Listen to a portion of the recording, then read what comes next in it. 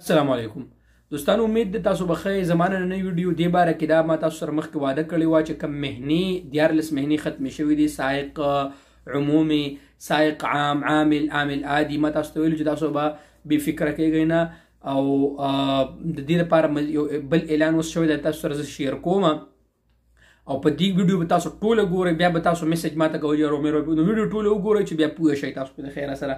ګورئ ورونو، اوله خبره خدا ده چې که تاسو په دې مهنو کې کومه مهنه وغه ختمه شوي دا مهنه، نو که تاسو خپل نقل کفاله کوئ، دا اوس چې کوم د نوې مهنو اعلان شوی دی، نو اول ځل باندې تاسو دا د مهنې د بدلولو چې کوم دا فیس دی نو هغه به فری دی، یو ځل فری دی.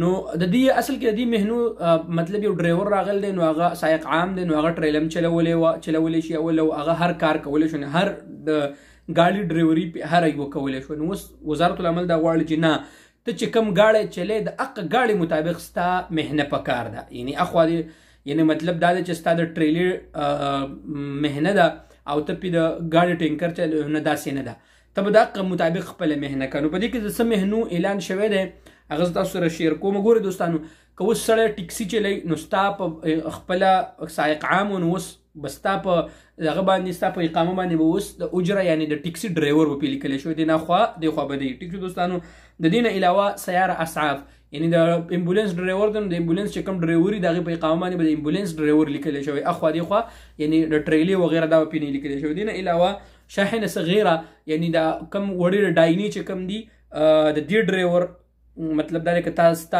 مهنه اول دی غټه مهنه و یعنی ټریلې، نو اوس چې ته کوم وړوکی ګاډی چلې مهنه به ستا په اقامه باندې مقه د وړوکي ګاډي. شاحنه ثقیله او دې نه علاوه شاحنه خزان د ډرایور چې د ټینکر چې کوم اوبه وړي راوړي، خلط سیمنټ چې کوم دی نو مطلب سیمنټ چې وړي راوړي د سیمنټ والا هغه دغه موادات ثقیل، دا دارنګې د ډیرو مهنو اعلان شوی دی. که ستاسو په دې کې ستاسو کم مهنې مخکې هغه وي یعنی هغه ختمې شوي دي، هغه باندې اوس دغه ده نه نوي کېږي، مطلب دا دی هغه مهنې ختمې شوي دي. نو دا ما چې کوم تاسو ته ویو مزید په دې کې شته، نو تاسو خپلو مؤسسو سره خبره وکړئ، ستاسو مؤسسې به دې ته ستاسو مهنه به ستاسو چینج کړي په اول ځل باندې فری، چې مطلب دا تاسو ټریلر چلوئ یا تاسو دغه که نه، نو ستاسو مهنې به چینج کړي فری په دې باندې، په اول ځل باندې فری، په دویم ځل باندې بیا 1000 ریاله فیس به پرې راځي، یعنی کم 1000 ریاله چې فیس نو هغه تاسو ته معاف دی اوسه. نو انشاءالله په دې کې هېڅ خبره نه ده، مطلب دا دی د یارې خبره نه ده. که ستاسو په دې کې مهنه راغلي نو مهنه تاسو خپله چینج کړئ فری اف کاسټ. په دې باندې اوس تاسو خپلې مؤسسې سره خبره وکړئ، ستاسو پیسې نه راځي. آی هوپ انشاءالله دوستان تاسو پوه شوي. که ستاسو سوال نو په کمنټ سیکشن کې ولیکئ. دې نه علاوه که تاسو مطلب دا دی بیا هم نه پوه شوي نو ماته په کمنټس کې ووایئ، په میسنجر باندې ما سره کانټیکټ وکړئ، انشاءالله پوه شوي وئ. امید ده دوستانو چې ویډیو به ستاسو خوښوي. که ویډیو ستاسو خوښوي یوټیوب چینل سبسکرایب کړئ، فیسبوک پیج لایک کړئ او ویډیو ضرور د ملګرو سره شیر کړئ. تھینک یو ویری مچ.